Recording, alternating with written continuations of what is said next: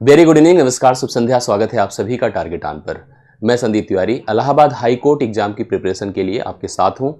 आप सभी लोगों ने कल से एक मॉडल के तहत पीवाईक्यू को कवर करना प्रारंभ किया है, जिसमें ग्रुप सी की परीक्षा जो कि 18 दिसंबर 2022 को हुई थी, उसका पहला सेशन कवर किया था। एग्जाम एनटीए बेस्ड है, इसलिए इसका स्टैंडर्ड है। इसमें प्रश्नों का स्तर काफ़ी हद तक इस परीक्षा के हिसाब से काफ़ी स्टैंडर्ड है, इसलिए आपको थोड़ा थोड़ा और जितना कुछ पढ़ा जाए एकदम मजबूती के साथ उसको प्रिपेयर किया जाए, इसी प्लानिंग के साथ मैंने सबसे पहले पीवाईक्यू स्टार्ट किया है। पीवाईक्यू को ही बेस बना करके हम लोग अलग अलग टॉपिक पर कॉन्सेप्चुअल वीडियोस भी देखेंगे, उसके बेसिक पार्ट्स को भी कवर करेंगे और इसमें अपना एक अच्छा खासा जो है प्रिपरेशन हम लोग प्लान करेंगे। तो आज इस सेशन में हम सेकेंड पार्ट को कवर कर रहे हैं, जो ग्रुप सी का पेपर हुआ था 18 दिसंबर 2022 को। उसमें पहले पार्ट में मैंने उसका आधा हिस्सा कंप्लीट करा दिया था, जो कल के वीडियो में आपको मिला था। आज के इस वीडियो में आप लोग बचे हुए हिस्से को कवर करिए, एक एक प्रश्न से अपनी कॉन्फिडेंस को अपने और मजबूत करिए, अपनी तैयारी को और अच्छा करिए। और अच्छा लगे तो आप वीडियो को लाइक और शेयर जरूर कीजिएगा मेरे मनोबल के लिए, जिससे कि मैं आपके लिए इसी तरह की प्लानिंग और एक्टिविटी में आपको अपने साथ शामिल किए रहूं और आपकी तैयारियों में एक अच्छी भूमिका निभाता रहूं। ये सब कुछ आपके डेडिकेशन पर, आपके इन्वॉल्वमेंट पर, आपके कमिटमेंट पर और आपके मेरे से लगाव पर डिपेंड करता है। मैं देर ना करते हुए प्रश्नों पर आपको लेके चलता हूं, प्रश्न को प्रॉपर डिफाइन करते रहूंगा, एक एक प्रश्न की मीनिंग और उससे रिलेटेड जो भी जरूरी फैक्ट्स होंगे उसको समझाते रहूंगा। आइए सबसे पहले प्रश्न से हम लोग यहाँ पर स्टार्ट करते हैं आज के सेशन को। सबसे पहला क्वेश्चन देखिए आपके सामने आता है। इस तरह का प्रश्न एक चौथे नंबर पर भी था, मैंने उसको समझाया था। मतलब इस पेपर में दो प्रश्न जो डाइस से रिलेटेड हैं। अब एक प्रकार से देखा जाए तो इसको प्रोबेबिलिटी से रिलेट कर सकते हैं, डाइस से रिलेट कर सकते हैं, काउंटिंग से रिलेट कर सकते हैं, जो भी चैप्टर आप इसको नाम दे दे उसी तरह से रिलेट है। तीन पासको, पासको मतलब पासा आप सब जानते हैं जिसे डाइस कहते हैं। पासा को एक साथ जब फेंका जाता है तो कितने तरीके से फेंका जाए कि उनका कुल योग, यहाँ पर भोग लिखा तो उसमें भी ऐसा था 15 हो, उनका कुल योग 15 हो। अब आप इसकी काउंटिंग पे चलिए। सबसे पहले हम डाइस की अगर हम बात करें तो कोई डाइस को जब हम रोल करते हैं लूडो की तरह आप समझिएगा, तो 1 आने का, 2 आने का, 3 आने का, 4 आने का, 5 आने का और 6 आने का चांस होता है। अगर हम प्रत्येक डाइस की बात करें, जैसे हमने कहा कि डाइस 1 है, ये डाइस 2 है और ये डाइस 3 है। कल इस पर भी एक डिस्कशन हुआ था। हम अगर ये डाइस फेंकते हैं, आप इस डाइस को फेंकते हैं, आप अगला पर्सन कोई और इस डाइस को फेंकता है, तो टोटल आउटकम्स की अगर हम बात करें, क्योंकि एक डाइस फेंकने पर कुल 6 आउटकम्स आती हैं, तो 6 की पावर 3 टोटल आउटकम्स हो जाती हैं। जब हम लोग प्रोबेबिलिटी पढ़ते हैं तो इस तरह की चीज़ें समझते हैं कि टोटल आउटकम्स 6 की पावर 3 हो जाएगी। हालांकि प्रोबेबिलिटी की बात नहीं किया, काउंटिंग की बात किया है। अब जैसे मान लीजिए एक साथ हम तीनों ने डाइस को रोल कर दिया।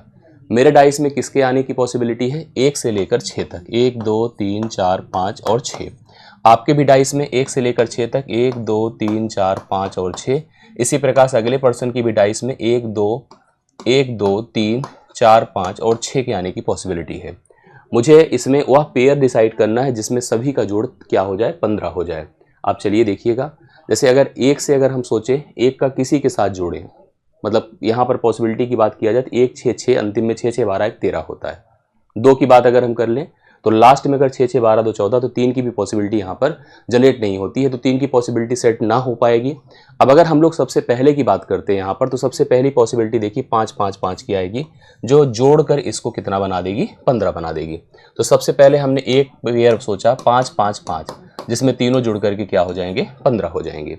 एक पॉसिबिलिटी ये बनेगी जो 15 की पॉसिबिलिटी 15 के सम को डिसाइड कर सकती है, बता सकती है। दूसरी पॉसिबिलिटी बनेगी 15 5 से भी पहले 4 की, 4 6 10 5 15, या 4 5 9 4 5 9 9 6 15। तो आप इसको भी सोच सकते थे 4 5 और 6 की पॉसिबिलिटी।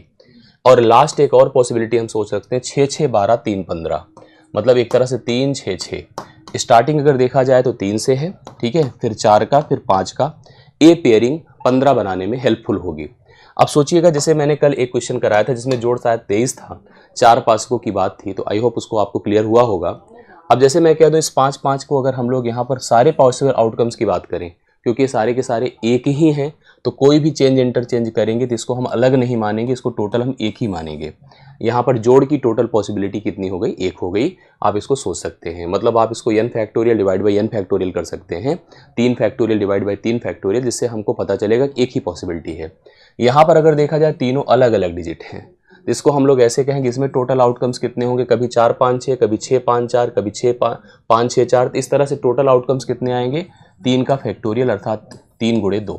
यहाँ से कितने यहाँ पर टोटल पेयर्स बन सकते हैं 6, इसके 6 बने। इधर चले आइए तो यहाँ पर देखिए 2 डिजिट हैं, अगर देखा जाए तो डिफरेंट बट पोजीशन 3 है।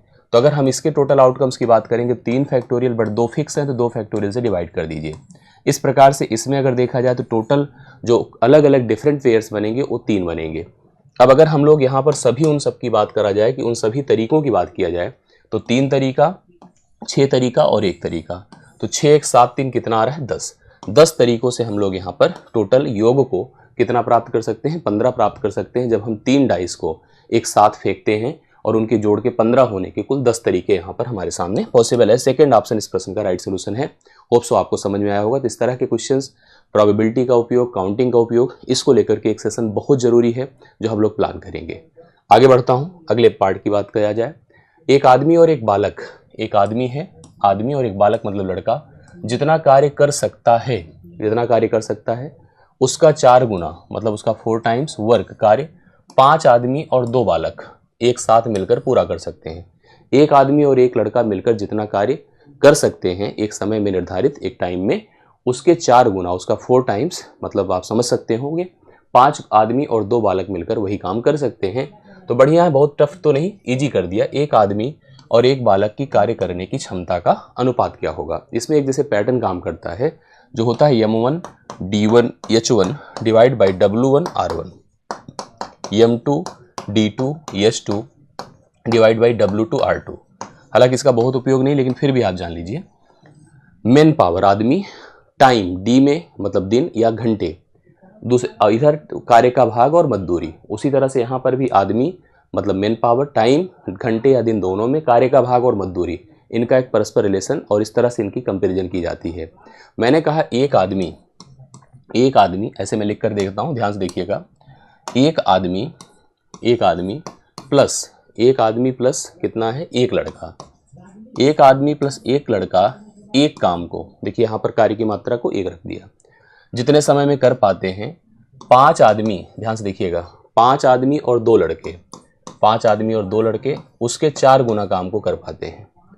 अब इससे क्या होगा कि आदमी और लड़के की अगर हमें तुलना करनी है तो हम 4 को उधर ट्रांसफर कर दें, तो 4 आदमी प्लस 4 लड़के बराबर 5 आदमी प्लस 2 लड़के, क्रॉस मल्टीप्लिकेशन से आदमी को एक तरफ किया तो 1 आदमी बराबर 2 लड़के, 1 आदमी बराबर इधर आके घटेगा 2 लड़के। तो आप यहाँ पर आदमी और लड़के का जो रेशियो लिखेंगे वो कितना हो जाएगा 2:1, मतलब आदमी लड़कों की तुलना में डबल इफिशियंट है इस कंपटीशन के हिसाब से।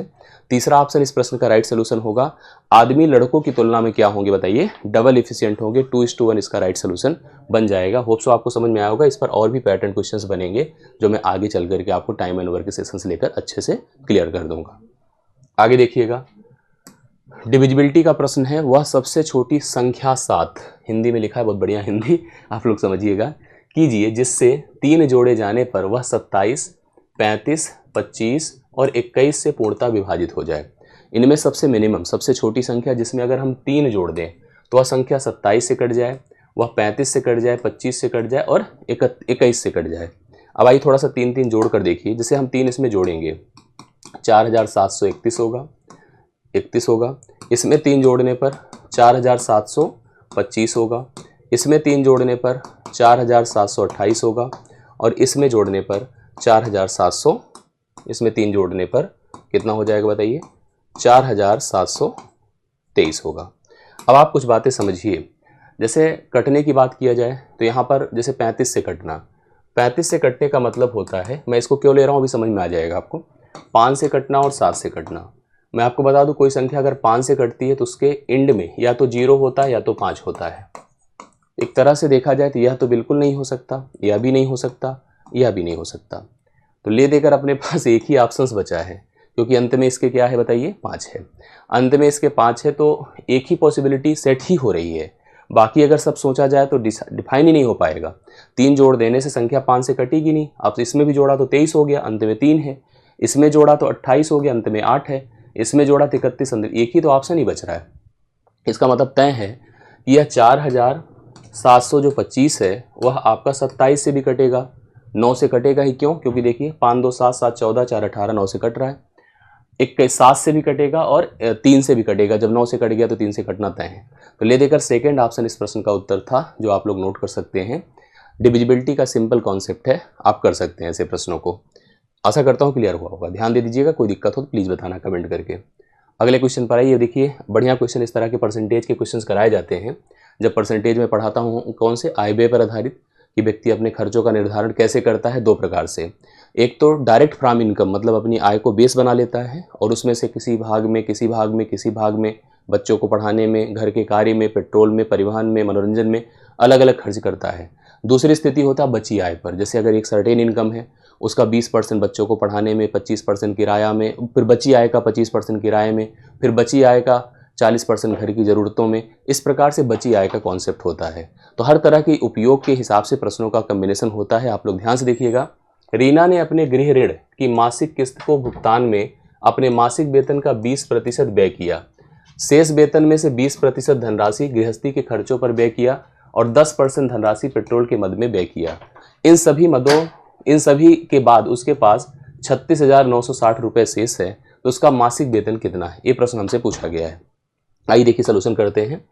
सबसे पहले देखिए ध्यान से, रीना ने अपने गृह ऋण की मासिक किस्त में, सबसे पहले हम लोग यहाँ पर थोड़ा सा अच्छे समझिएगा क्योंकि ये आय की बात नहीं है। सबसे पहले क्या किया कि रीना ने अपने गृह ऋण की मासिक किस्तों के भुगतान में अपने मासिक वेतन का, तो बेस तो मासिक वेतन ही है, उसकी जो मंथली इनकम थी उसका 20% उसने होम लोन कर दिया। ठीक है, जो मतलब यहाँ पर उसने कमाया, अगर ऐसे हम डिफाइन करें, देखिए हम तो दो प्रकार से आपको करके दिखाएंगे। एक तो पहले ऐसे डायग्राम देख लीजिएगा। 100% उसकी आय, हर व्यक्ति की आय होती है, 20% उसने होम लोन दे दिया, 20% होम लोन दे दिया। 20 के बाद बचा कितना? 80%, ये उसकी बचत है। अब उस देखिए लिखा है ना, शेष में से 20% धनराशि गृहस्थी के खर्चों में व्यय किया और 10% धनराशि पेट्रोल के मद में। मतलब ये थोड़ा सा लाइन को ध्यान देना पड़ेगा। यहाँ तक खर्च करने के बाद थोड़ा सा अगले स्टेटमेंट को पढ़िएगा। शेष मतलब जो बचा है उसमें से 20% कहाँ पर? गृहस्थी में, और 10% पेट्रोल में। तो 20-10 कितना होता है? 30। यही लोगों को डाउट होगा, हो सकता है इसको अलग अलग तरह से चले, लेकिन मैं समझ रहा हूँ कि 30% जाएगा कहाँ पर बताइए? घर में और पेट्रोल में, घर में और पेट्रोल में। ठीक है, 30%। तो बचेगा बताएं कितना? अब आपके मन में भी डाउट आता है कि 80 में से 30 निकला तो 50। नहीं भाई, 80 में नहीं है, दरअसल 80% बचा हुआ मान है और खुद 100% है। तो उसमें से अगर 30 निकला तो उसका 70% बचा।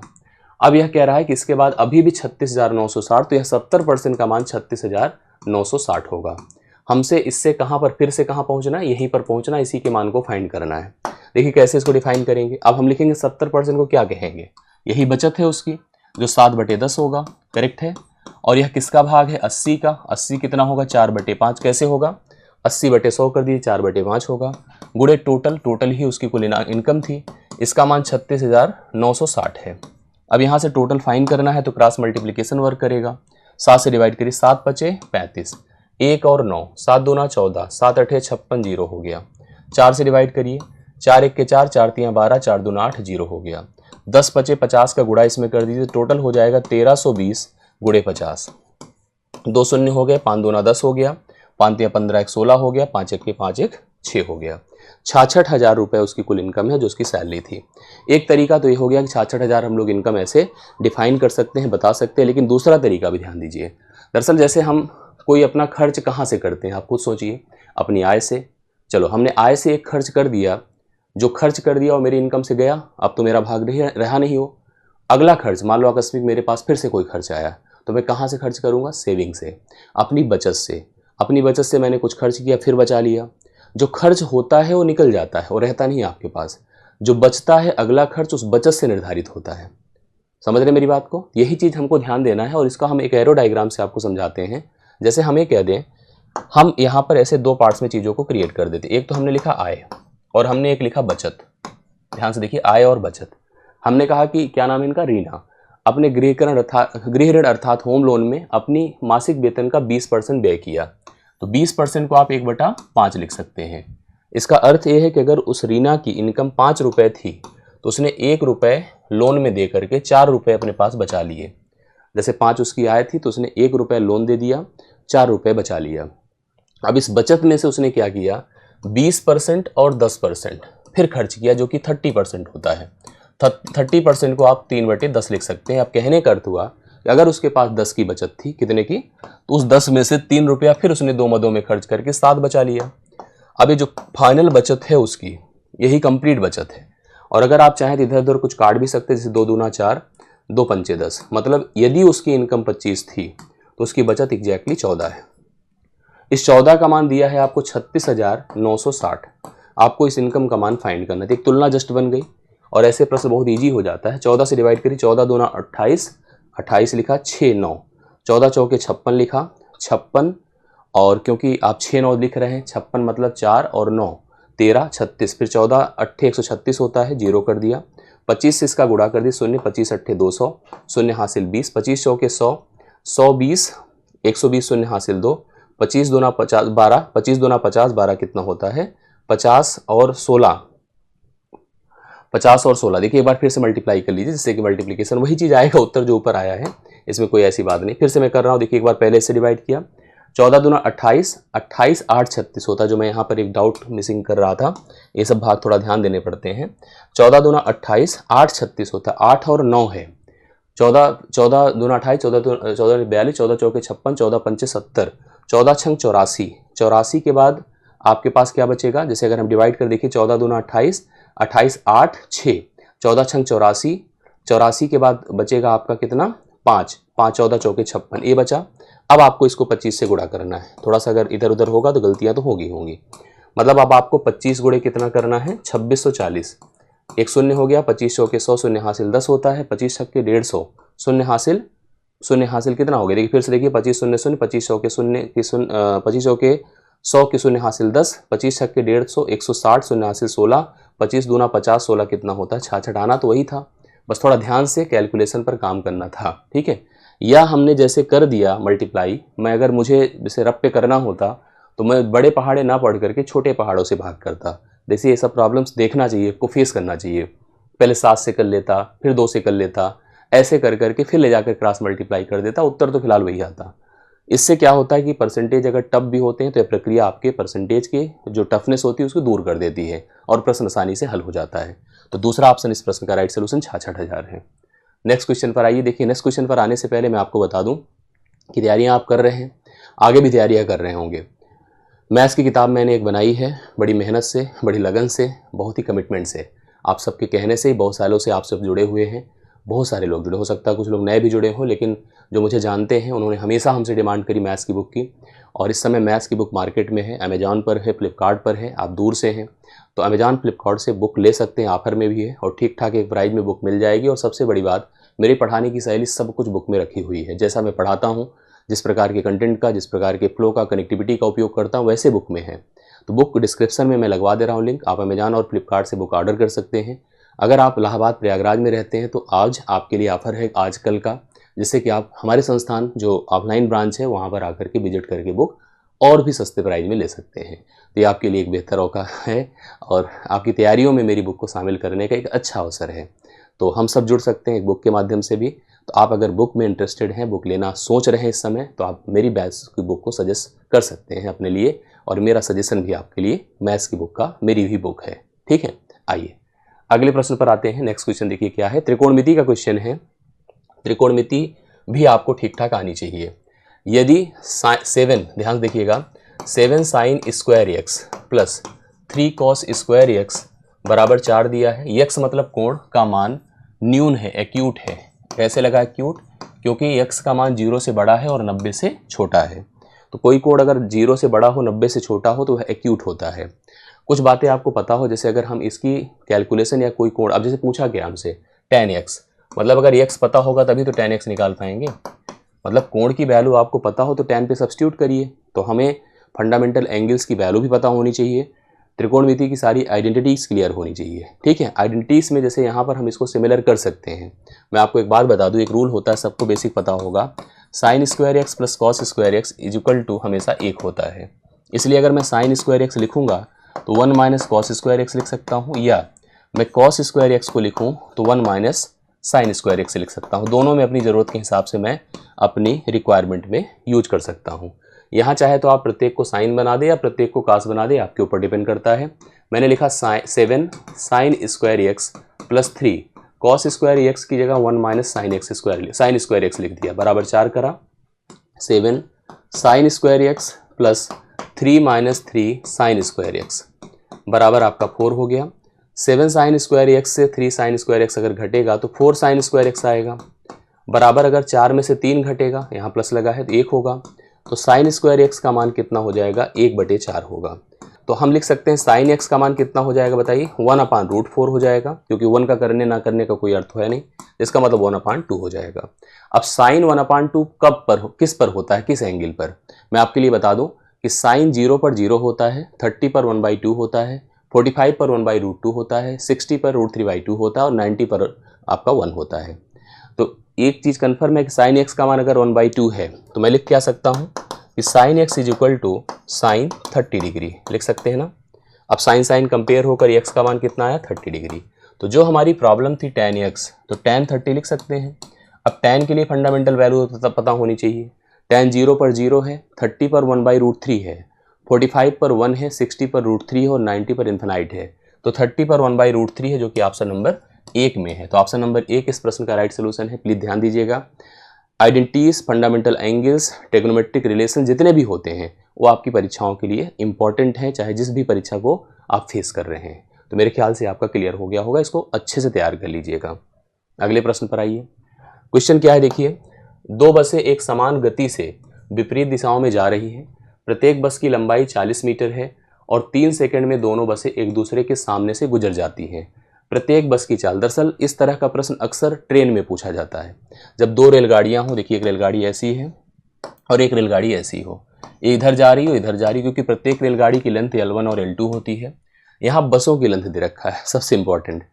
जब रेलगाड़ियां विपरीत दिशा में चलकर एक दूसरे को पार करती हैं तो उनके पार करने में लगा समय दोनों की लंबाइयों का जोड़ बटा दोनों की चालों का जोड़ होता है। यही समान दिशा में चलकर पार करती हैं, जैसे कोई चल रही है और कोई पीछे से आकर उसको पार करे, तब भी दोनों की लंबाइयों का जोड़ लेकिन दोनों की चालों के अंतर से पार होता है। सेम इसी रेलगाड़ी को आप बस बना दीजिए, तो ये भी 40 है और ये भी 40 है, ठीक है, ये भी 40 है, ये भी 40 है। 3 सेकंड में दोनों एक दूसरे को पार कर लेती हैं, समय दिया है हमसे चालों का योग। जैसे यहाँ पर देखिएगा, दोनों बसें एक दूसरे के सामने से गुजर जाती है, प्रत्येक बस की चाल। अब आपके मन में डाउट होगा प्रत्येक बस की चाल अलग अलग कैसे बताए, लेकिन पहली लाइन में लिखा है समान गति है, समान गति है और समान लंबाई है, ठीक है, इसलिए प्रश्न बहुत ईजी हो गया। तो इसी फार्मूले पर लाकर चीज़ों को रखिए। तो टी का मतलब 3 सेकंड, सेकंड में है, बड़ी अच्छी बात है। लंबाई 40 + 40 हुआ, चालें भी 2s2, मतलब अब s1 s2 एक ही चीज़ है ना, या जैसे L1 L2 सेम था भाई, ये भी 40 ये भी 40, s1 s2 इसने भी कहा तो समान गति है, तो 2s कर देते हैं या 2x कर देते हैं, x लेना सही है। अब हम लोग क्या लिख सकते हैं बताइए, जैसे अगर हम इसको चाहें तो 2x इधर लाएं क्योंकि चालों का योग ही होगा, तो ये हो जाएगा 6x बराबर 80 हो गया, 2 × 6 2 40 हो गया, तो x बराबर 40/3 हो गया। लेकिन यह मीटर पर सेकंड है और हम ऑप्शन में देख रहे हैं सबके सब किलोमीटर प्रति घंटा। हम आपकी जानकारी के लिए बता दें कि अगर कभी भी किलोमीटर प्रति घंटा है उसको मीटर पर सेकंड में लिखना है तो 5/18 से गुणा करते हैं ना, 5/18 से। उसी प्रकार से अगर मीटर पर सेकंड है उल्टा कर दीजिए, 18/5 से गुणा कर दीजिए, तो यह किलोमीटर प्रति घंटे में हो जाएगा। 40/3 × 18/5, 3 × 18 होता है, 5 × 8 40, 8 × 48, 48 किलोमीटर प्रति घंटा प्रत्येक बस की स्पीड है। जो इसकी स्पीड दी गई है 48 किलोमीटर पर आवर है। राइट सोल्यूशन आप लोग यहाँ पर थर्ड ऑप्शन में पा रहे हैं। तो थर्ड ऑप्शन एकदम बढ़िया रेल का क्वेश्चन है, बस पे दे दिया है और दोनों की स्पीड और उनकी लेंथ को इक्वल रखा है, तो प्रश्न इजी भी हो जाता है। तो राइट सोल्यूशन आप देख पा रहे हैं। अगला क्वेश्चन देखिएगा, ये बढ़िया क्वेश्चन है, पार्टनरशिप का अपने लेवल पे एक स्टैंडर्ड क्वेश्चन है। पार्टनरशिप वैसे भी पूछा जाता है एग्जाम में, तो यहाँ भी पूछा जा रहा है और इसका सिस्टम आप समझिएगा। ए और बी 2 व्यक्ति हैं, एक का नाम ए है दूसरे का नाम बी है। क्रमशः 2400 और 3600 रुपये का निवेश कर कोई व्यापार शुरू किया। दोनों मतलब थोड़ा आसान करना चाहिए था, लेकिन ठीक है उसने बना दिया, तो हम लोग फेस करते हैं। ए और बी ने 2400 और 3600 रुपये लगाकर एक व्यापार शुरू किया। व्यवसाय आरंभ होने के चौथे माह के अंत में, मतलब 4 महीने बीतते हैं, तो बचे हुए 8 महीनों के लिए एक तीसरा साझेदार है जिसका नाम सी है, x रुपये लेकर व्यापार में शामिल हो गया। ठीक है, अब होता क्या है कि 8 महीने बाद, अभी थोड़ा सा और दूर चलने के बाद 8 महीने बाद जो बी है अपने 600 रुपये निकाल लेता है, वो अपना बाहर कर लेता है। यदि 22,500 का कुल एक साल में लाभ होता है, जिसमें सी का जो हिस्सा है वो 8,000 रुपये है। तो हमसे पूछा सी द्वारा निवेश की गई राशि क्या है। मैं आपको एक चीज़ बता दूं, जब भी कभी पार्टनरशिप होगी, जब भी कभी पार्टनरशिप होती है तो उसका उद्देश्य ही होता है व्यापार का इम्प्रूवमेंट, व्यापार के लिए मतलब थोड़ा सा एग्जैक्टली फ्लो, आसानी से इन्वॉल्वमेंट, एक दूसरे से जुड़ करके कम समय में ज़्यादा पैसे लगाकर अच्छी एफर्ट के साथ लाभ कमाएं। और सबसे बड़ा ऑब्जेक्टिव है कि लाभ का बंटवारा करें। लाभ का बंटवारा तभी होगा जब आपका निवेश निर्धारित होगा। जिस अनुपात में आपने निवेश किया है, मतलब निवेश का अनुपात ही बराबर होता है किसके? लाभ के अनुपात के। जो निवेश का अनुपात है वही लाभ का अनुपात है। तो जिस अनुपात में आप इनपुट डालेंगे, निवेश करेंगे, उसी अनुपात में लाभ होगा। अब निवेश अगर निर्धारित करना है तो निवेश के लिए दो चीज़ें जरूरी है जानना आपको। एक तो कितना पैसा लगाया और कितने समय तक के लिए लगाया। अगर इसका कॉम्बिनेशन आपने सेट कर दिया तो आपका निवेश फाइनली सेट हो गया। चलिए पहले तो दो ही पर्सन थे। सबसे पहले ए है, कितने पैसे? 2400 लगाकर व्यापार शुरू किया। बी ने 3600 लगाए थे ना, 3600 लगाए थे। देखिए इसमें तो कोई चेंज ही नहीं, इसने पूरे 12 महीने तक व्यापार में अपना इन्वॉल्वमेंट रखा। 1 साल का व्यापार था। ये देखिए 6-8 महीने तक तो कंटिन्यूड था, लेकिन 8 महीने के बाद जो बचे 4 महीने थे उसमें अपने 600 निकाल लिया। तो इसका निवेश अब 3000 हो जाएगा। अगर 600 निकाल देगा 3600 से तो 3000 हो जाएगा, और 3000 गुणे 4 के हिसाब से इसका निवेश कंटिन्यूड होगा। तीसरा व्यक्ति वो आता है कब पता है? 4 महीने बाद आता है। x रुपए लेकर आता है और 8 ही महीने तक व्यापार में शामिल था। इससे हम प्रत्येक का निवेश निर्धारित कर सकते हैं। कैसे? देखिए ऐसे 12 इसका देखिए कितना हो जाएगा? 12 शून्य शून्य 12 शून्य शून्य 12 चौके 48, 12 दूना 24, 24 4 28 होता है। देखिए ध्यान से मैंने क्या किया, 2400 गुणे 12 लिख दिया। तो 12 शून्य शून्य 12 चौके 48 से 8 4 हो गया, 12 दूना 24, ये इसका निवेश हो गया, प्लान हो गया। इसकी बात किया जाए 36 गुणे पहले 8 करिए, 36 गुणे 8 8 शून्य शून्य 8 छंगे 48, या हम ऐसे लिख देते। देखिए ए का निवेश कितना हो गया? 28,800। हमने प्लान किया, ऐसे बना लिया। अभी हम इसको रेशियो में बनाएंगे। इसका देखिए कितना हुआ, मैं यहाँ जोड़ लेता हूँ। 8 शून्य शून्य 8 छंगे 48 की 8 हासिल 4, 8 तिरिक 24, 4 28 हुआ। 28,800 ही इसका भी हुआ 8 महीने में। लेकिन इसके अलावा 3 चौके 12, 12,000 और जोड़ दीजिए। तो 28 12 कितना होता है? 40, 40,800 हो गया, 40,800 हो गया इसका निवेश। जबकि सी का मैं आपको बता दूं 8x होगा। कितना होगा? 8x होगा। अब तीनों के निवेश को थोड़ा सा प्लान करने के लिए 8 से काट दीजिए। 8 पंचे 40, 8 1 8 5100 हो गया। और 8 तिरिक 24 4, 8 तिरिक 24, 8 छंगे 48, 3600 हो गया। 3600, 5100 और x, ये इनके निवेश हो गए। इस निवेश में इन लोगों ने व्यापार शुरू किया है। इनके प्रॉपर निवेश 3600, 5100 और x हैं। अब होता क्या है, एक बात समझिएगा। कुल लाभ जो होता है 22,500 का होता है, जिसमें ए का हिस्सा, सी का हिस्सा, इस पर्सन का हिस्सा, क्योंकि इसका निवेश इसी x को फाइन करना है। अब इसका हिस्सा कितना? 8,000। अगर मैं इस 8,000 को इसमें से निकाल दूं तो 14 8 22 होता है। 14,500 इन लोग का हिस्सा होगा, इनका लाभ हो जाएगा। ठीक है, कैसे? देखिए हमने 8,000 इसको घटा दिया तो कितना बचा? 14,500। 14,500 इन दोनों का लाभ हो जाएगा। हम चाहें तो इन दोनों का लाभ भी निकाल सकते हैं, हम ऐसे भी जा सकते हैं, ऐसी बात नहीं। अगर हम यहीं से कंपैरिजन कर लें तो डिसाइड हो सकता है, ऐसी कोई बात नहीं है। लेकिन फिर भी जैसे अगर हम एक तुलनात्मक चलते हैं तो काफ़ी चीज़ें कवर हो जाती। जैसे अगर हम सोचें प्रत्येक का लाभ, इसका लाभ कितना है? 8,000। इनका भी लाभ अगर निकालना है तो देखिए यहाँ पर एक का हिस्सा कितना है। जैसे अगर हम ए और बी की बात करें तो ए की हिस्सा 3600 है, बी का हिस्सा 5100 है। सही है, 2 जीरो खत्म। अब देखिए 3 12 हम में होता है और 3 17 बार होता है। 17 12 कितना होता है? 29। 29 की तुलना अगर हम 14,500 से कर दें तो एक बराबर कितना हो जाएगा? 500 हो जाएगा। और 12 पंचे 60, अगर इसका सोचिए लाभ 6,000 होगा और इसका लाभ देखिए भाई 17 पचे 85, 8500 इसका लाभ हो जाएगा। ये प्रत्येक के लाभ आ गए। अब देखिए प्रत्येक के लाभ हो गए, हम चाहें तो अब तुरंत यहीं से हम डिसाइड कर सकते हैं। जैसे क्या, हम ये देखिए ये इनके क्या हो गए? एक तरह से लाभ के अनुपात हो गए। जो लाभ के अनुपात है वही निवेश के अनुपात है। अब सुनिए, थोड़ा सा ऐसे प्लान कर लीजिए, खत्म कर दीजिए, सबके निवेश और लाभ को कंपेयर कर लीजिए।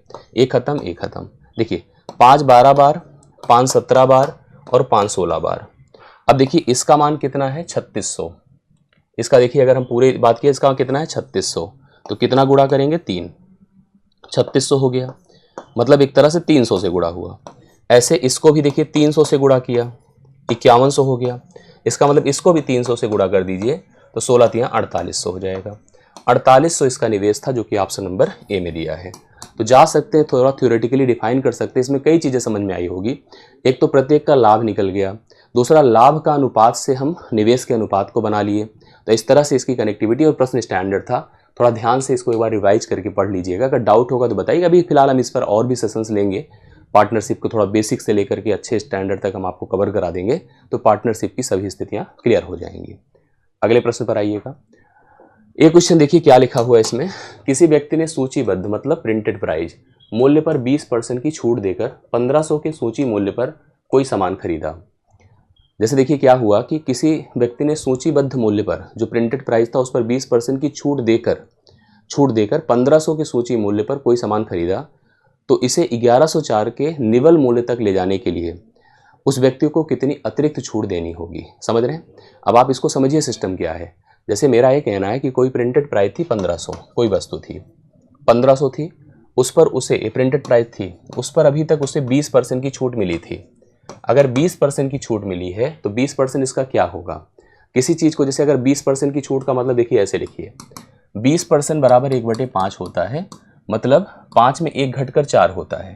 तो एक तरह से यह 4/5 हो गया। अगर मैं इसको 1500 से मल्टीप्लाई कर दूं तो देखिए 5 तियां 15 1200 हो जाएगा, 1200 हो गया। या ऐसे भी कर सकते थे भाई, 10% अगर निकालते, या हम सीधा सीधा कर दे भाई, 1500 का 20% कितना होगा, 1500 का 20% यहाँ पर सीधा सीधा सोचिए 300 होगा। 300 कैसे होगा, 20/100 कर दीजिए, खत्म, 15 दूना 30, भाई 2 जीरो ऐसे ही खत्म हो गए। 15 भी सामने 300, 300 घटा दीजिए इसमें से, 300 इसमें से घटाइए, 300 घटा तो कितना आया 1200। अब इस 1200 से हम कितना होना चाहते हैं बोलिए, 1200 से हम 1104 होना चाहते हैं। कितने की कमी है बोलिए, 96 की। कितने की, 96 की। 1200 से 96 कम हो रहा है, कितना परसेंट कम हो रहा है यही बताना है। तो 96 गुणे 100 बटे आप कर दो 1200, ठीक है, 2 जीरो खत्म, 12 अट्ठे 96, 8% की अतिरिक्त छूट हुई है जो कि ऑप्शन नंबर 2 में दी गई है। ऑप्शन नंबर 2 इस प्रश्न का राइट सोल्यूशन है। 8% की अतिरिक्त छूट, यही हमसे पूछ ही रहा था कि कितनी अतिरिक्त छूट यहाँ पर दी गई है, जो कि हमने कंफर्म कर दिया कि कितनी है, बताएं, 8% की है। आई होप आपको क्लियर हुआ होगा। इसको ध्यान से देख लीजिएगा, ऐसे प्रश्न भी बनते हैं, जैसे कि एक छूट के बाद 20% की छूट के बाद कितना हो जाए, लेकिन हमको पहुंचाना है कहाँ से, 1104 में, तो कितना एक्स्ट्रा छूट देनी पड़ेगी। जैसे कभी आप कोई सामान लेने पहुंचिए, दुकानदार ने कहा भाई 1500 का है, हमने कहा भाई हमारे बस का नहीं है, उसने कहा चलो 20% कम कर देते हैं।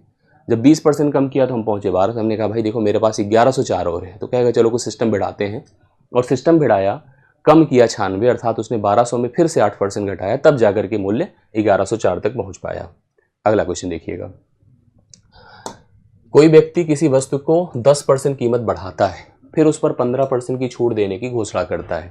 पहले उसके मूल्य को 10% तक बढ़ाता है, फिर 15% की छूट देता है। वास्तविक कीमत पर वस्तुतः कितनी छूट दी गई। सिंपल प्रश्न है, अगर इस टाइप का क्वेश्चन होता है तो आप देखिएगा, सबसे पहले वृद्धि हुई है, और वो भी कितने की, 10% की। हम इसको फ्रैक्शन से करते हैं भाई, अगर सोचा जाए तो ये है कि 100 अगर किसी वस्तु का दाम है, 10% बढ़ाया तो 10% बढ़ना मतलब 110 होना, फिर इस पर 15% की छूट होना। अब 15% इस पर कम होने से रियलिटी में कितने की कमी हो गई, वो 100 से डिक्लेयर हो जाता है।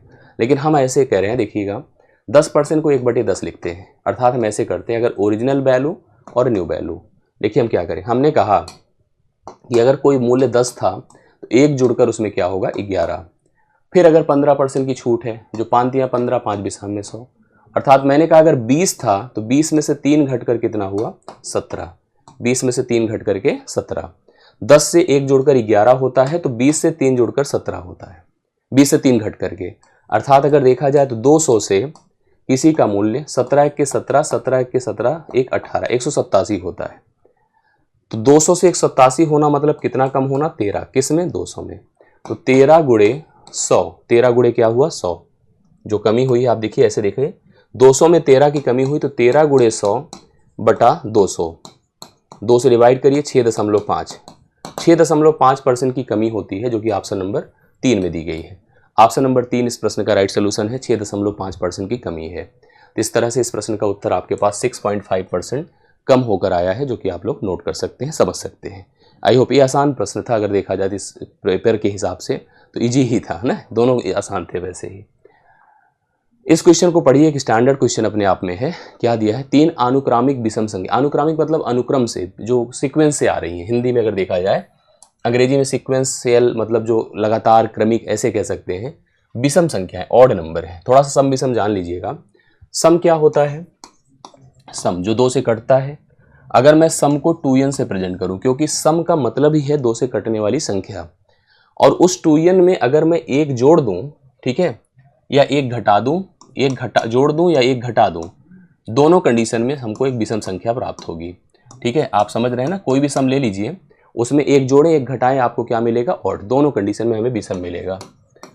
अब जैसे इस प्रश्न में हमसे क्या बोला है, ध्यान देखिएगा। 3 अनुक्रमिक विषम संख्याएं हैं, ऑड नंबर हैं, और 3 अनुक्रमिक सम संख्याएं हैं। कंडीशन जैसे दिया है उसी हिसाब से चलिए लेकर। जैसे इसने हमसे कहा पहली लाइन में, सबसे छोटी सम संख्या सबसे बड़ी विषम संख्या से 9 अधिक है। सबसे छोटी सम संख्या सबसे बड़ी विषम संख्या से 9 अधिक है। अगर मैंने सबसे बड़ी विषम संख्या लिया, ऑड नंबर की बात हम लोग कर रहे हैं, अगर सबसे बड़ी विषम संख्या को मैंने n लिया, कितना, n, तो इवन सबसे छोटा इवन क्या हो जाएगा, n प्लस 9 हो जाएगा। ठीक है, n प्लस कितना हो जाएगा, 9। अब मेरी बात समझिएगा, तीनों संख्याएं क्रमिक हैं, तो हम इधर से 3 आगे बढ़ेंगे और इधर से 2 पीछे, मतलब इधर 2 आगे इधर 2 पीछे। हम पीछे का मतलब हर संख्या सम है या विषम है, 2-2 का गैप होता है। अगर हम सम की बात करिए तो अगला n प्लस 11 होगा और अगला n प्लस 13 होगा। ये पक्का है। कोई सम संख्या उठा लीजिए और उसमें अगली सम संख्या के लिए 2 जोड़ना होगा, फिर अगली के लिए 2 और जोड़ना होगा। तो इस प्रकार से हमारी सम संख्याएं आई। विषम की बात करिए, क्योंकि सबसे बड़ा n है, तो हम n से अगर 2 घटाएं तो n-2 होगा, और फिर घटा देते n-4 होगा। इस प्रकार से हमारे सारे ऑड आ गए। अब कंडीशन पढ़िए क्या लिखा है। यदि दी गई सभी 3 विषम संख्याओं का औसत का वर्ग, मैं एक बात बता दूं आपको, अगर कभी भी कुछ नंबर्स चाहे इवन हो चाहे ऑड हो या क्रमिक हो, पैटर्न्ड हो, अगर उनके सीक्वेंस दिए गए हैं और वो नंबर अगर एक समूह में ऑड सीक्वेंस में है, मतलब 3-3 लोग हैं, 5-5 लोग हैं, तो जो बीच का मान होता है वही एवरेज होता है। इस समय इसका एवरेज ऑड का ए होगा और इसका एवरेज इवन का ए होगा। जैसे आप लिख लीजिए कभी भी, तो एवरेज क्या होता है पता, बीच का मान होता है। जैसे 2 4 6, 2 4 6, तो 4 हो गया एवरेज ना, 2 4 6 8 10, 6 हो गया एवरेज। जो बीच में रहेगा वही एवरेज है। इसका एवरेज n-2 है ऑड का, और इवन का n+11 है। कहिए, देखिए आप आगे लिखा क्या है, पढ़िए।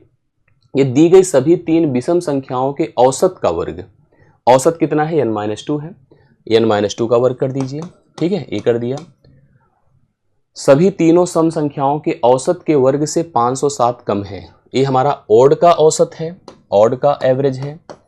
और इवन का एवरेज देखिए, इवन का एवरेज जो होगा भाई, ये बीच का मान n प्लस कितना है, 11 है। इसका वर्ग बोला है ना, एवरेज का वर्ग बोला है भाई। ये तो साफ साफ ए कम है, ए कम है। इससे तो हम लिख सकते हैं क्या, देखिए जैसे बताया उस हिसाब से चलिए। बाकी ऑप्शंस में भी जा सकते थे। सबसे छोटी विषम संख्या पूछ रहा था, मैं उस पर भी आपको लिख करके भी दिखा देता हूँ, कन्फर्म हो जाएगा। ऑप्शन से भी जा सकते हैं। n+11 का होल वर्ग माइनस n-2 का होल वर्ग बराबर 507। समझ रहे हैं। थोड़ा सा अगर हम लोग सोचे तो ये हो जाएगा n² प्लस 121 प्लस 11 दूना 22n, करेक्ट है।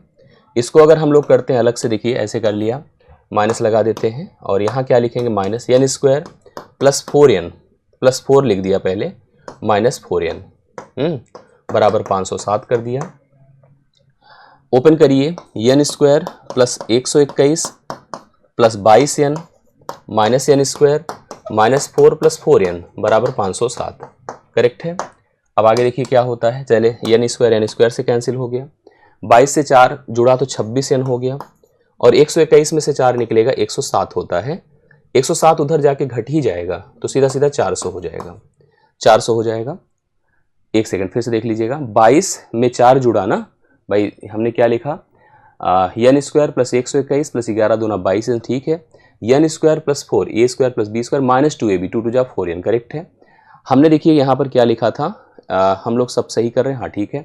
हमने इसको जैसे ओपन किया तो ठीक है, n² प्लस 121 है प्लस 22n है, माइनस n² है, माइनस 4 है प्लस 4n है, और बराबर 507 है। तो 121 से अगर हमने 121 में हमने कितना जोड़ा है, -4 किया है, तो 117 होगा। जो हमने ये लिखा है ना गलत होता है, ठीक है। ये पहले फिर से कर देते हैं। देखिए हमने क्या किया, सबसे पहले 22 4 कितना कर दे, 26n, 26n प्लस 121 से 4 निकालिए 117 होता है। अब वहाँ 107 लिखा था तो गलत आया ना, चलिए बराबर 507 है। तो इसको इससे घटा कर देखिए कितना आता है, लिखिए 26n और घटाइए जाके 100 घटेगा तो कितना होगा, 7 से 7 0, 10 से 1 9 हो गया, 4 से 1 390 हो गया। 13 दूना 26 होता है, 13 तिया 39 होता है, 30 हो गया। 2 से डिवाइड कर दे 15, अर्थात n का मान कितना हो गया 15। लेकिन n क्या था पता है, n सबसे बड़ी विषम संख्या थी 15। सबसे छोटी करना है, 4 घटा दे तो 11 आएगा। कितना आएगा 11। 11 इस प्रश्न के लिए राइट सोल्यूशन होगा, क्योंकि सबसे बड़ी विषम संख्या हमसे क्या पूछा, सबसे छोटी विषम संख्या। तो सबसे छोटी विषम संख्या कितनी आ रही है, 11 आ रही है इस प्रश्न के लिए राइट सोल्यूशन। एक बार थोड़ा समझ लीजिएगा इसको और ऑप्शन से भी ऑप्शन से ध्यान से देखिएगा क्या मैं कहना चाहता हूं। जैसे इस प्रश्न में जो पूछा था उस पर फोकस करिए, सबसे छोटी विषम संख्या ज्ञात कीजिए। तो इसमें सबसे छोटा कौन है बताइए। जैसे मैं इतने में ही चाहूं तो आंसर कर सकता हूं, ध्यान से मेरी बात को बस समझिएगा। सबसे छोटी विषम संख्या कौन है, 11। अगली विषम संख्या 13, अगली विषम संख्या 15। अब प्रश्न पढ़िए, लिखा है क्या कि सबसे, पढ़िए, सबसे बड़ी विषम, सबसे छोटी सम संख्या सबसे बड़ी विषम संख्या से 9 ज्यादा है। तो सबसे बड़ा विषम कौन माना, 15, 15 9 24, अगला 26 और अगला कितना होगा 26 और अगला हो जाएगा आपका 28। अब हमसे जैसे कहा है कि इसके वर्ग और इसके वर्ग का जो डिफरेंस है वह 507 है। अब आप कहोगे सर कौन वर्ग कर पाएगा, हम कहाँ कह रहे करो। 26 का वर्ग माइनस 13 का वर्ग, 26 का वर्ग माइनस 13 का वर्ग, a square minus b square बराबर a plus b, a minus b लगा दीजिए ना। a प्लस बी करिए 39 हुआ और a माइनस बी करिए 13 हुआ। 13 9 117 कर दीजिए 507 आ रहा है। इससे भी जा सकते थे हम लोग यहाँ पर और चेक कर सकते थे ऐसे, तो इसलिए ऑप्शन नंबर सेकंड इस प्रश्न का करेक्ट हल है। और ध्यान से इसको क्लियर कर लीजिएगा, मेरे ख्याल से आपको समझ में आ गया होगा। बढ़िया लेकिन क्वेश्चन है, बहुत लोग कंफ्यूज होंगे, बहुत लोग कर नहीं पाएंगे इस तरह के प्रश्नों को। मैंने ट्रेडिशनल पूरा समझा दिया और साथ साथ ऑप्शन से भी आप जाएं तो 1-2 सेकंड में या 10-15 सेकंड में आप उत्तर कर सकते हैं आसानी से। ठीक है, अगले प्रश्न पर आइए। यहाँ पर इसने लिखा है इस क्वेश्चन में कि x+1 और x+2 बहुपद, बहुपद मतलब polynomial ax² plus bx plus c, जिसे आप द्विघात समीकरण कह सकते हैं, इसके क्या है, घटक मतलब गुणांक है अर्थात मूल है या गुणनखंड है, बेसिकली आप कह सकते हैं। अगर ये गुणनखंड है इसका मतलब x+1 और x+2 ये दोनों क्या है, इसके फैक्टर हैं। इनकी वैल्यूज इसके रूट है, जीरोस है, जो कि इसको सेटिस्फाई कर सकते हैं। अब अपने को क्या करना है, जो a plus B plus C divide by minus A plus B plus C की वैल्यू हमें फाइंड करनी है, जो वहीं से रिलेट करेगी। आई बातें समझ में।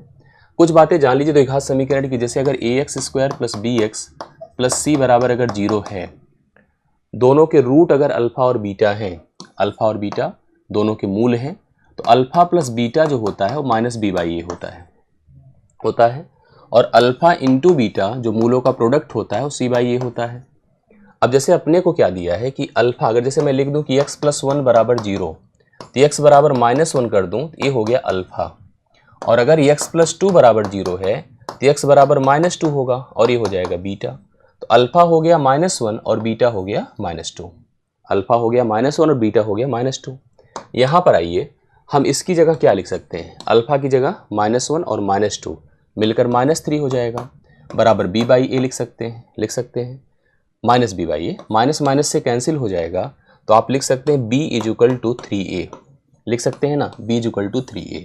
एक तो ये कनेक्टिविटी हो गई।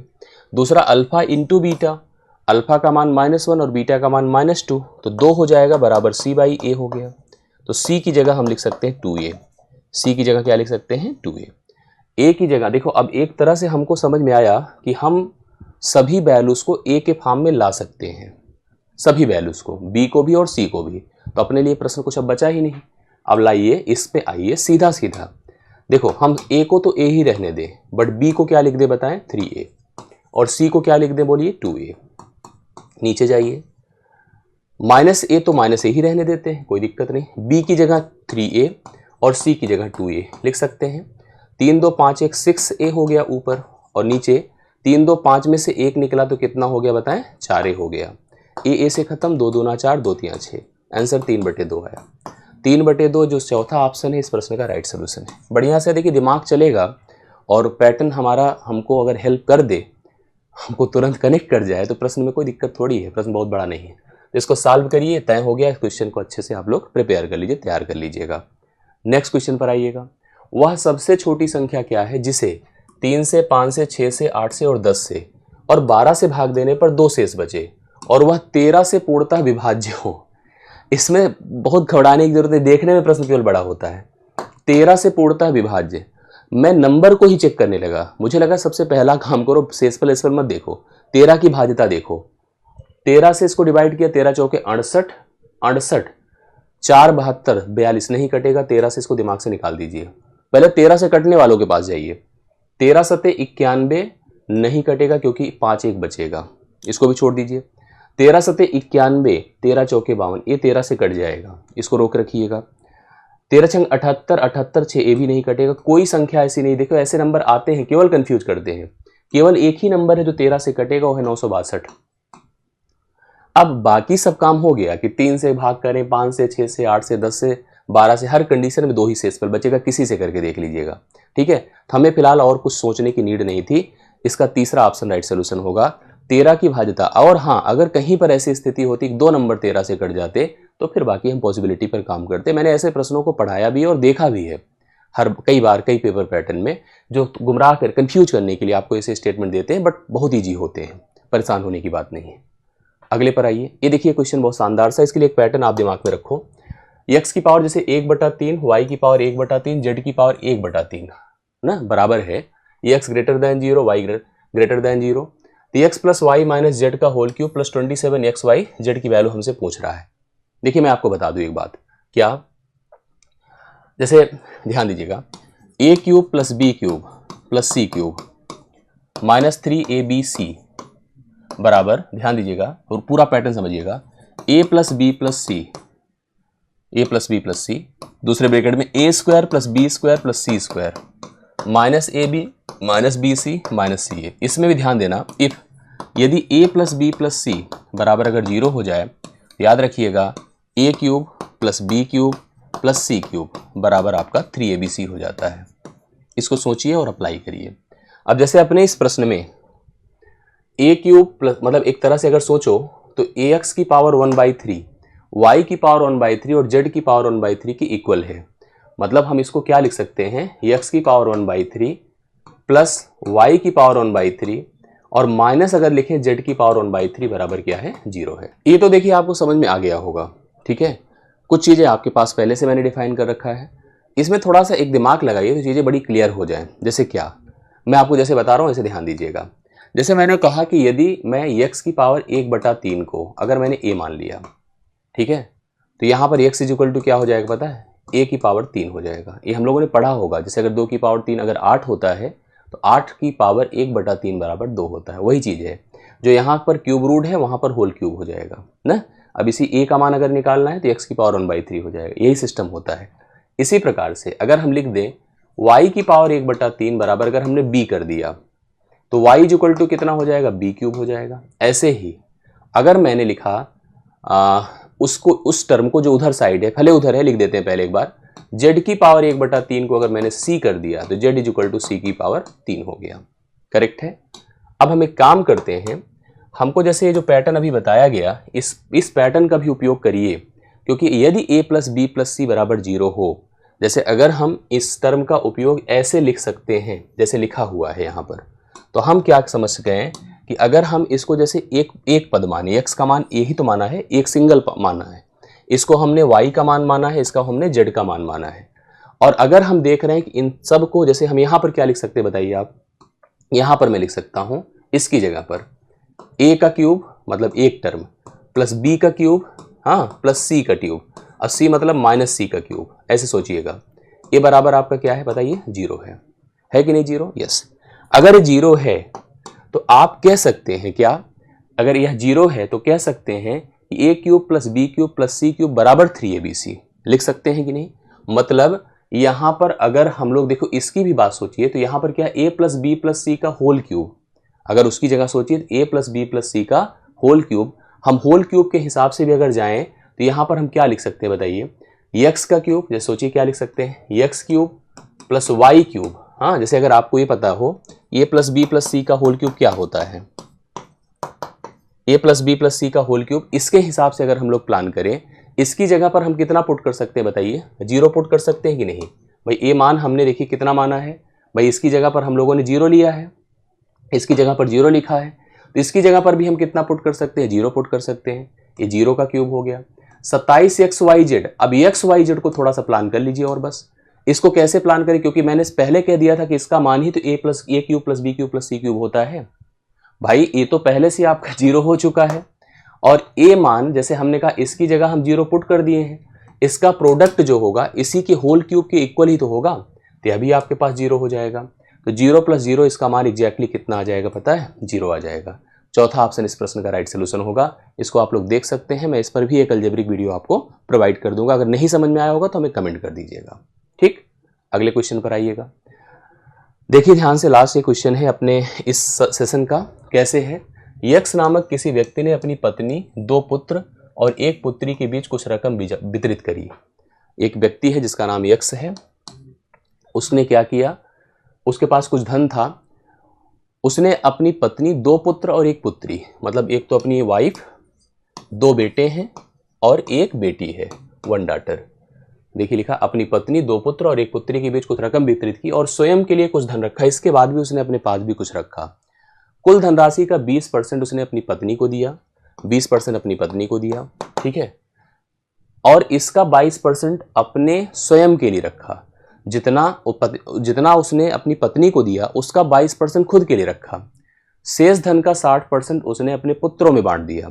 जो शेष धन का 60% था उसे अपने पुत्रों में बांट दिया और शेष धनराशि अपनी पुत्री को दे दिया। यदि वह अपनी पुत्री को अपनी पास रखी गई धनराशि से 49-40 रुपये अधिक दिया तो उसने अपने पुत्रों में कुल कितनी धनराशि का वितरण किया, ये प्रश्न है। थोड़ा समझिएगा जिससे कि यह प्रश्न आपका क्लियर कनेक्ट हो जाए। ठीक है, हम चाहें तो देखिए ऐसे इसको डिवाइड कर सकते हैं, डिसाइड कर सकते हैं। कैसे, सबसे पहले अगर हम इसको ऐसे देखकर चलते हैं, समझिएगा।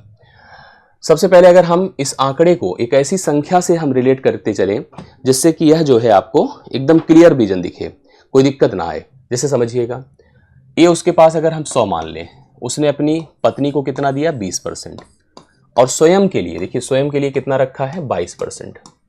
ये तो लिखा है ना, बीच कुछ वितरण किया, स्वयं के लिए कुछ धन रखा, कुल धनराशि का 20% पत्नी को दिया और इसका 22% अपने स्वयं के लिए। थोड़ा सा यही कंफ्यूजन हो रहा होगा कि 22% पत्नी वाला कि खुद का, नहीं, खुद का 22%।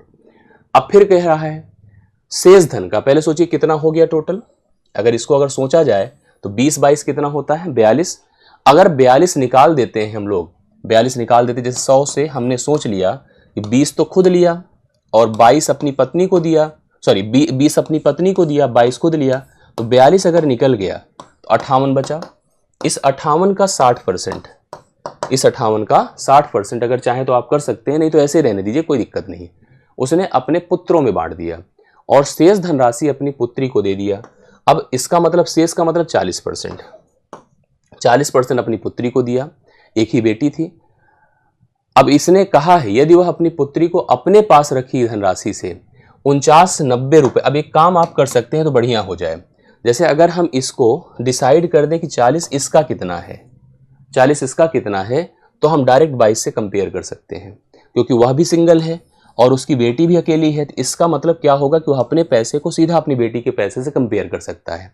समझिएगा, 40% इसका कितना हो जाएगा, 40/100, 2/5, तो 58 गुणे अगर मैं 2/5 कर दूं, 58 दूना 116 होता है, 116/5, 5 दूना 10 होता है, 5 तिया 15 और 5 तिया 15, 5 दो 23.2 हुआ। इन दोनों में फर्क कितने का है बताइए, 1.2 का। 1.2 का मान कितना है, 49-40।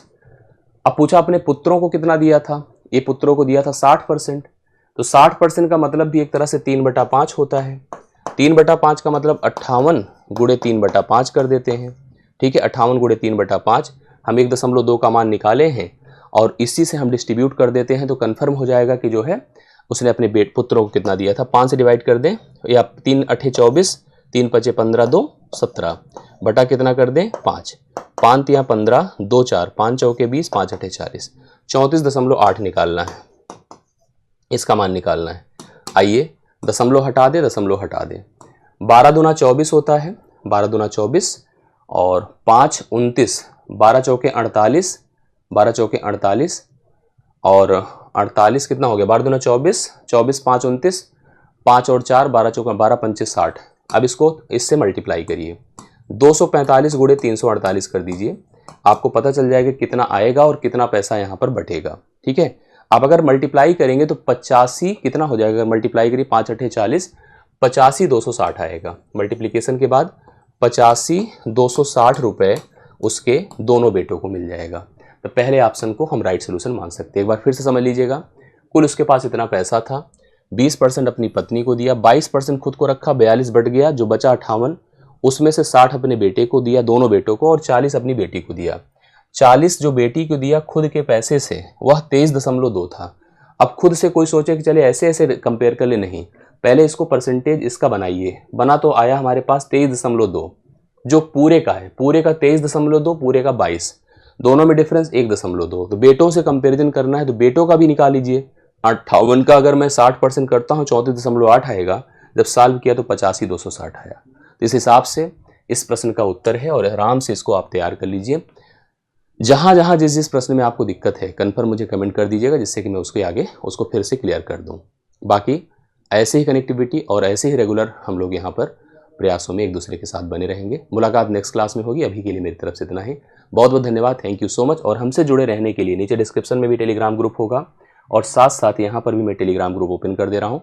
जुड़े रहिए, जिससे कि हमारी कनेक्टिविटी मैथ्स को लेकर एक दूसरे के साथ बनी रहे। जो भी वीडियोस, जो भी कंटेंट मैं प्रोवाइड करूँगा, इस ग्रुप में मैं आपको भेजता रहूँगा। अच्छा लगा तो वीडियो को लाइक कीजिएगा। मुलाकात नेक्स्ट क्लास में होती है। अपनी फीडबैक थॉट जरूर दीजिएगा। Thank you so much.